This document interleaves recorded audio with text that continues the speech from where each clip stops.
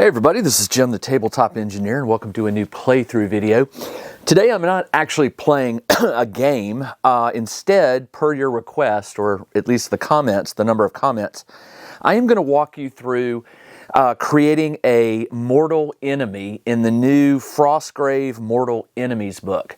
Now, I don't have the printed copy. What you're looking at here is a PDF copy that I got from Osprey as a review copy. I'm going to walk you through the creation of a mortal enemy. I'm actually going to do this for myself because I've just started a new solo campaign, if you've been watching it, and I want to incorporate this idea of my warband or my wizard having this Nemesis, right? So the first thing you need to know, this is not the final cover, by the way. There will be a graphic, but when you get a PDF review copy, it's sort of a bare bones. So this is all I got. Let me jump to the last page. You'll notice here in the back of the book is what's called the Mortal Enemy Sheet. And it basically has, it's the way you track your mortal enemy. Believe it or not, your Nemesis will level up. They will gain more powers, more spells, and things like that. So what I'm going to do real quick is I'm just going to write down some of the things that we'll be going over. One is the ambush number. Another one is the threat level, and I'll try to explain these when we get to them. There's also the, a Nemesis has move, fight, shoot, armor, will, and health. We'll get all that, so I'll just go ahead and put those down. Move, fight, shoot, armor, will, and health. All right. Then they're going to have a certain number of spell attacks. They'll have 2 ranged attacks. These are ranged spells. They're going to have 2 utility spells. These are kind of like heal, the kind of spells that aren't, you would use on your own warband. And then they have 3 out-of-game spells. And these will all be rolled on. They'll have equipment, and then, of course, they will have a gang. So let's go ahead and jump back a little bit here. What I'm going to do is on page 10 is what's called the Mortal Enemies Template Table. Your mortal enemy is not necessarily going to be a human wizard. Could be a vampire, could be a wraith, could be whatever. So what I'm going to do here is it is a D20. So I've got a D20, and I reserve the right to re-roll this sucker. I have read this, and let me tell you, some of these Nemesis can be exceedingly deadly to a level 1 wizard. So we'll see. We'll see what we roll up. I'm going to roll on the D20, and I rolled a 7. If I consult the chart here, it is a human. All right, so I have a human, and it has the basic move of 6, plus 2 fight, plus 0 shoot, 10 armor, plus 4 will, and 14 health. So it is a human wizard. And its threat level is a 3. So I'm just going to write 3. Now these things will change as I'm working through this document.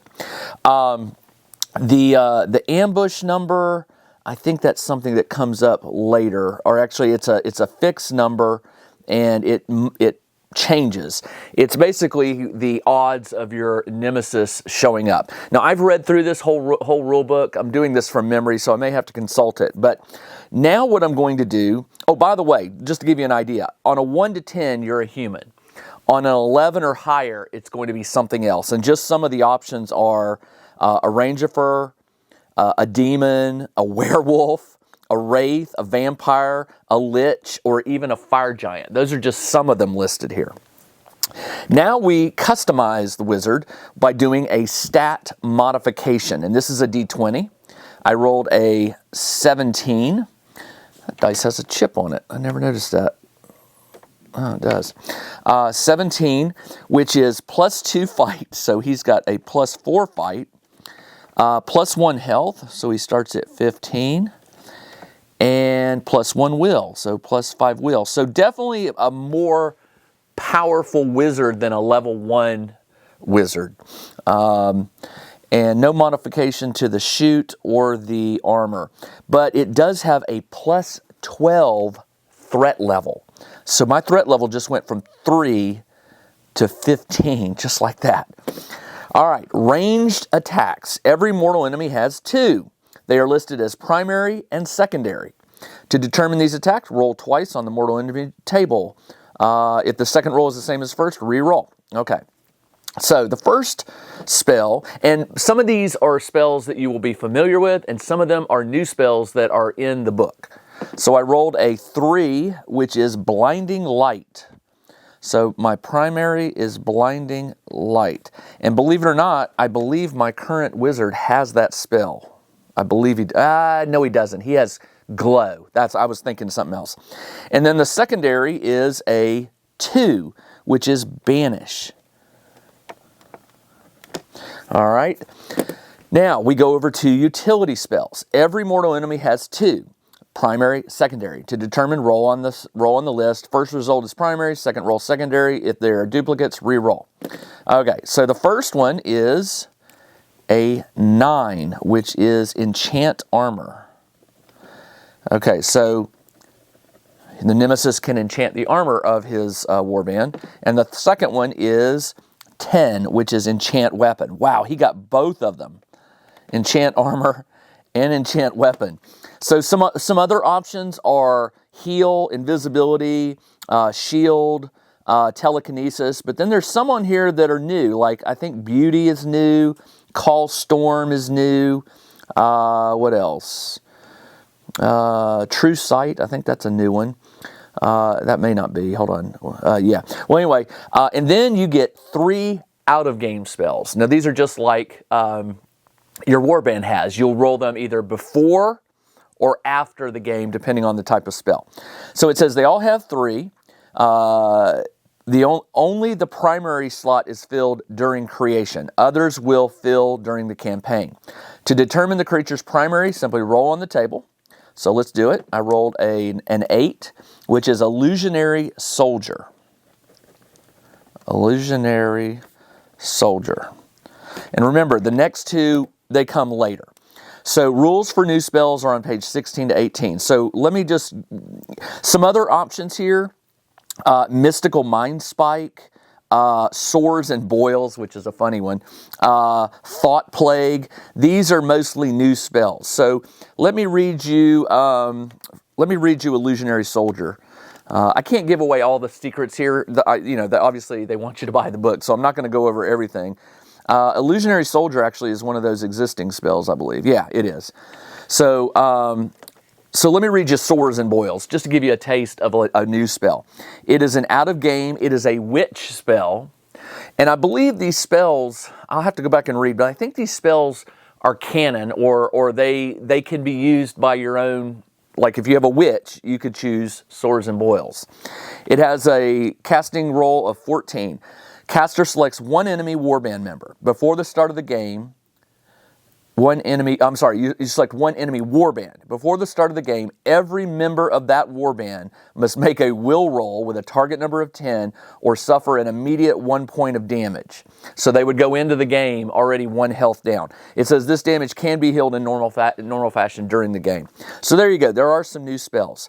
Now, special abilities. Most mortal enemies feature at least one special ability that makes them more dangerous. Roll once on the mortal enemy special table. If the creature already has this ability, well, I have a humanoid, so there aren't any. If it does not have the ability, add it. Additional special abilities will be gained during a campaign, but this is explained later in the book. Okay, so let's turn the page. It is again a D20.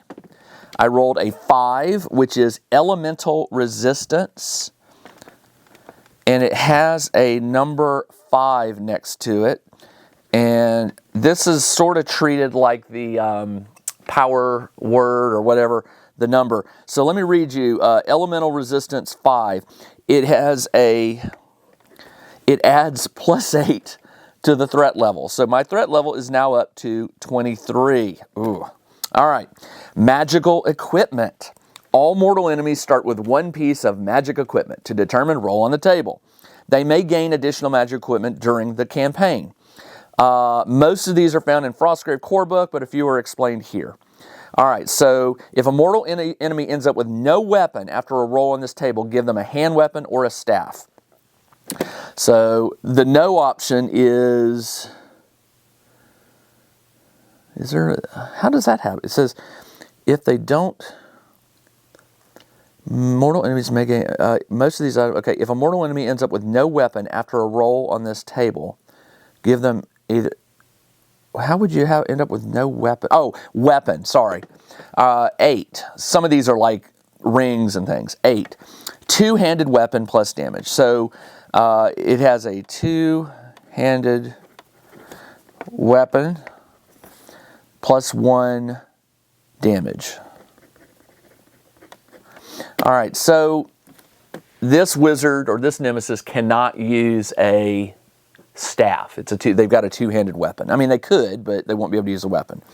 All right, keep going. So you've got Ball of Smoke, Glimmerfield, Life Giverville, Lucky Star. These are just some of the things. All right, here we go, the gang. Every mortal enemy is accompanied by their own gang. They're generally smaller than a warband, but do not have any of the normal restrictions on specialist soldiers. Like you're not limited to just 4 on some of these. To determine roll on the table, add these soldiers and creatures to the mortal enemy sheet. In addition, some mortal enemies will gain extra members due to out-of-game spells, like the illusionary soldier. If the mortal enemy has, if it has illusionary soldier, add 1 illusionary knight, a knight to the game. So I'm gonna put knight out here in parentheses just to remember that. Let's go ahead and roll it. It's a D20. That is a 12, which is 4 thugs and 1 knight. Now that is 1 real knight versus the illusionary knight. Okay, we got that. If you rolled a construct, there's a table for rolling what size of construct. And if you rolled for an animal companion, there's another table for rolling what type of animal companion you get. Here we go, ambush number. The final step in creating a mortal enemy is to fill in its ambush number. This represents how likely the mortal enemy is to appear. The starting number is 18. All right, how to use this number will be explained in the next chapter, and I will cover that. Finishing touches. After you've completed the steps above, your mortal enemy is now ready to take the battlefield. However, it is worth pausing and giving a bit of thought to the character. First, you should do back to step 1 and give your enemy a name. Think a couple minutes on their backstory. How did they end up in Frostgrave? Why do they harbor such hatred for your wizard? Does your enemy feel coherent? Is there a spell or ability or gang member that just feels right for them to have? If so, go ahead and add it or replace their ability. So basically, Joe, the content creator, the writer of Frostgrave, is giving you the ability to customize the Nemesis if you already have something in mind. Like, let's say you wanted a vampire Nemesis. You could make him a vampire and come up with a backstory. And maybe a vampire shouldn't have the blinding light spell, right? Maybe you should roll again on that. So you get a little bit of freedom here to sort of customize it. But what I've done is create one from scratch. All right, so let's get to the meat of it. All right, in an ongoing campaign, let me jump to, there is a sample in the book of creating a Nemesis, just what I've done. All right, so here's how it works. When you are in a campaign, whether you're doing a solo game or a player versus player, in player versus player, this would not be cool for your Nemesis to show up because your Nemesis is basically going to come at you. So anyway, so the arrival of the enemy. So here's how it works. Check out the new RPG and Wargame Newsletter. Each week, the tabletop engineer shares news, products, Kickstarters, and much more related to the gaming hobby. It's free to subscribe, so check out the link in the video description below to sign up. They generally show up when they are least expected and most unwanted, and usually while you were trying to get a treasure off the table. To determine if a mortal enemy appears during a game, roll a die after all the warbands have deployed. If you roll a d20, by the way. It doesn't say that, but it's a d20. If the roll is equal to or greater than the ambush number, which is 18, the mortal enemy will appear.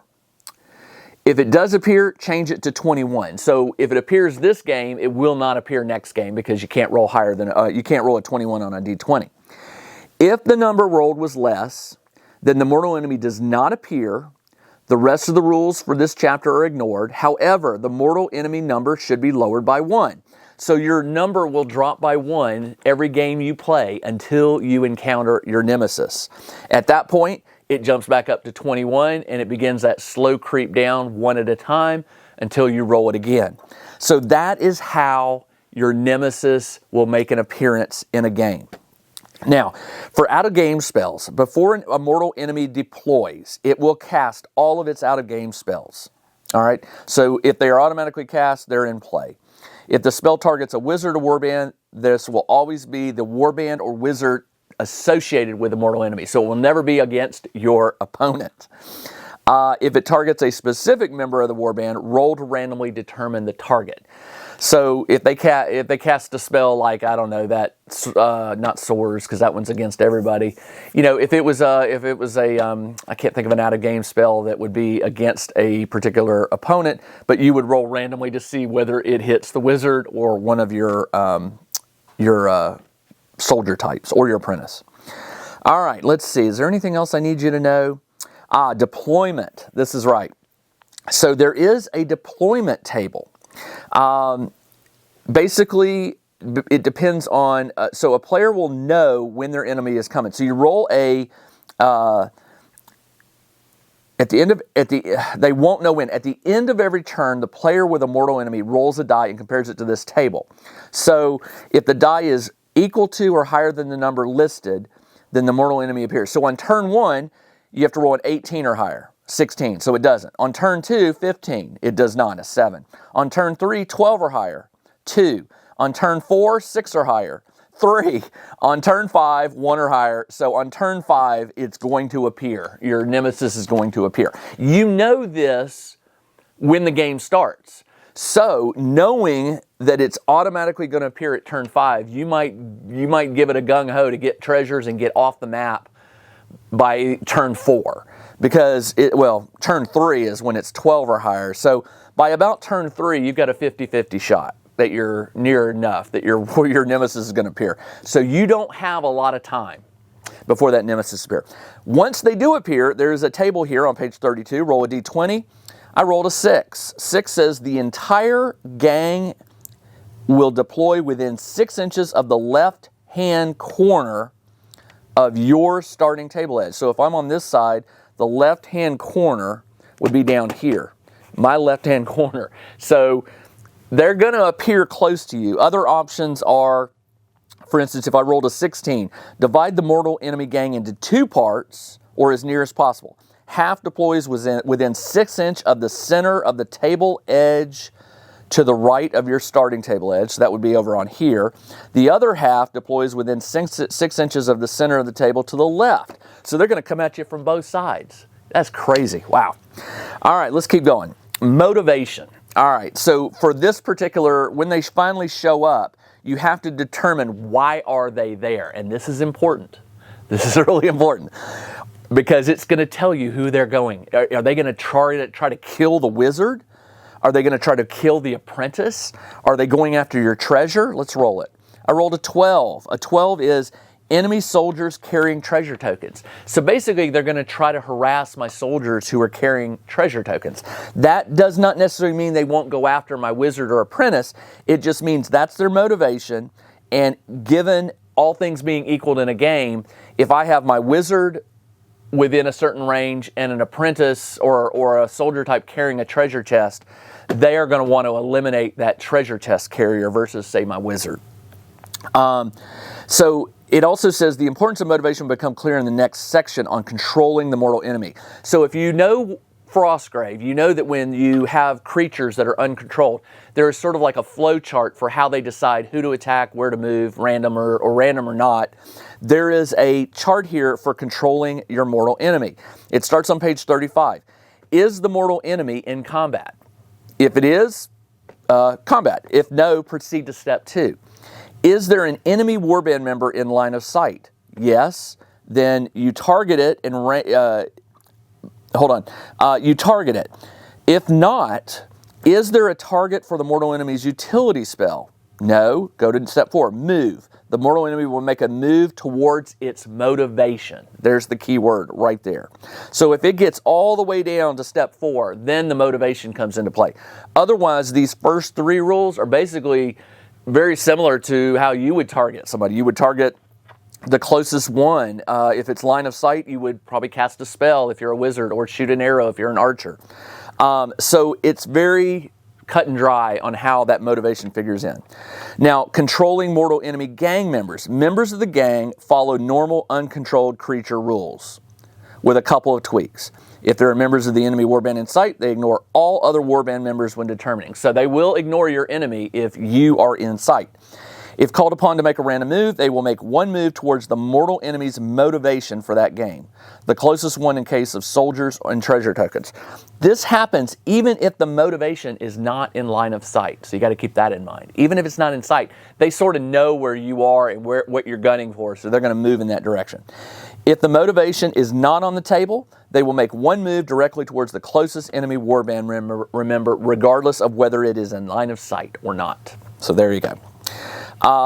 There are additional rules for increasing the difficulty, whether the mortal enemy will retreat. I'm going to leave some of these for you to discover on your own when you get the book. Here's the thing, experience points for mortal enemies. They will get certain XP during the game, and it will help level them up.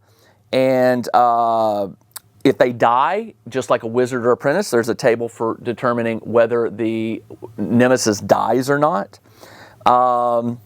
Leveling them up. Here's the rules for using XP to, and there are some random, when you have, I think it's 100 XP, you roll on the advancement table. It'll tell you what to increase the threat level, and it'll also tell you how the mortal enemy gang or warband advances.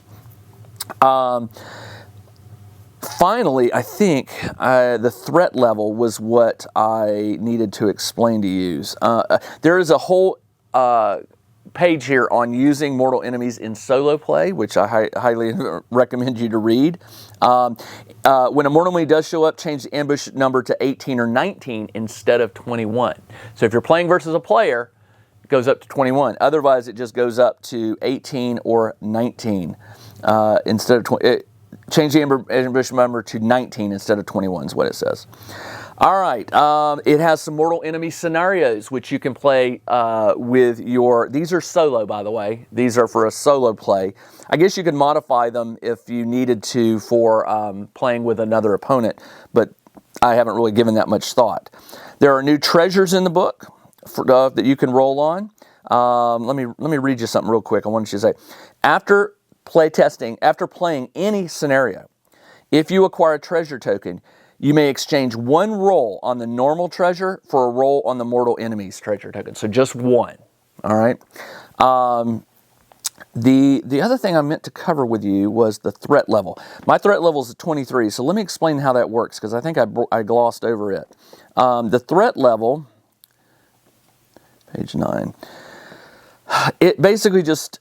It says the threat level is sort of used as a general power ranking. It roughly corresponds to a wizard's level in terms of ability, but uses a different system.